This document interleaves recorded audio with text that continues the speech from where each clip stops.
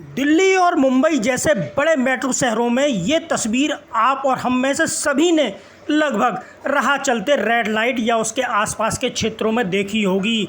ये भीख मांगता बचपन हम सबको कहीं ना कहीं विचलित करता है, लेकिन इस दिशा में सरकार और पुलिस के क्या प्रयास हैं, आज इस रिपोर्ट में वो हम आपको बताने जा रहे हैं। डिपार्टमेंट ऑफ सोशल वेलफेयर की एक रिपोर्ट के मुताबिक दिल्ली के लगभग 50,000 भिखारियों में से 1/3 बच्चे हैं जिनका जीवन भीख मांगने से शुरू होकर भीख मांगने तक ही सीमित है। लेकिन अब इस मामले में दिल्ली हाई कोर्ट ने एक फैसला दिया है।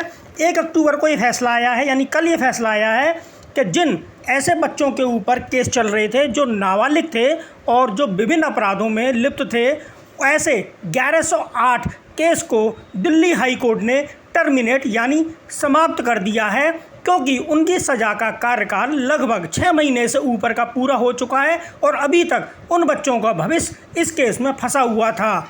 दिल्ली हाई कोर्ट ने बाल अधिकार संरक्षण आयोग की पैरवी पर ऐसे सभी केसों को समाप्त कर दिया है, जिसमें से 1108 केस समाप्त किए गए हैं। जिन बच्चों के ऊपर विभिन्न अपराधों में ये मामले चल रहे थे, इसमें कई प्रकार के अपराध शामिल हैं, जैसे भीख मांगना, नशा करना, स्नैचिंग करना आदि कई तरह के ऐसे मामले थे जो चल रहे थे और उन मामलों को बाल अधिकार संरक्षण आयोग के पैरवी पर दिल्ली हाई कोर्ट ने निरस्त कर दिया है।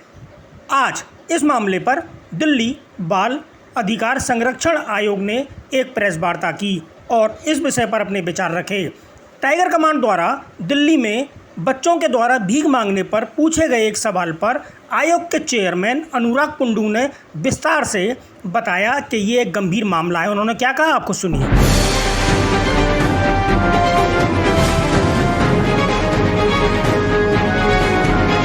आप देख रहे हैं टाइगर कमांड।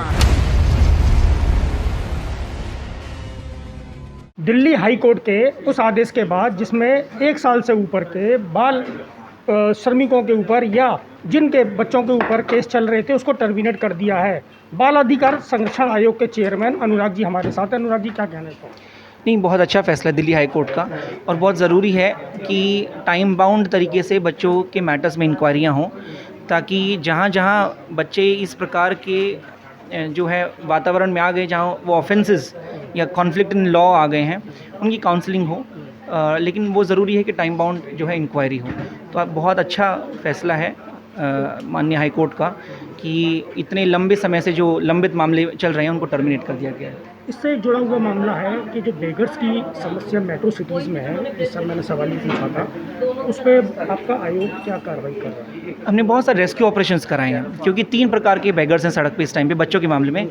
एक जिनके घर बार नहीं है, तो उनको तो सड़क बच्चे की जगह नहीं है, तो ज़रूरी है कि वो वहाँ से सड़क से हटकर चिल्ड्रन होम में आएँ, अडॉप्शन प्रक्रिया में, फॉस्टर केयर प्रक्रिया में आएँ, अच्छे परिवार में जाएँ या चिल्ड्रन होम में रहें।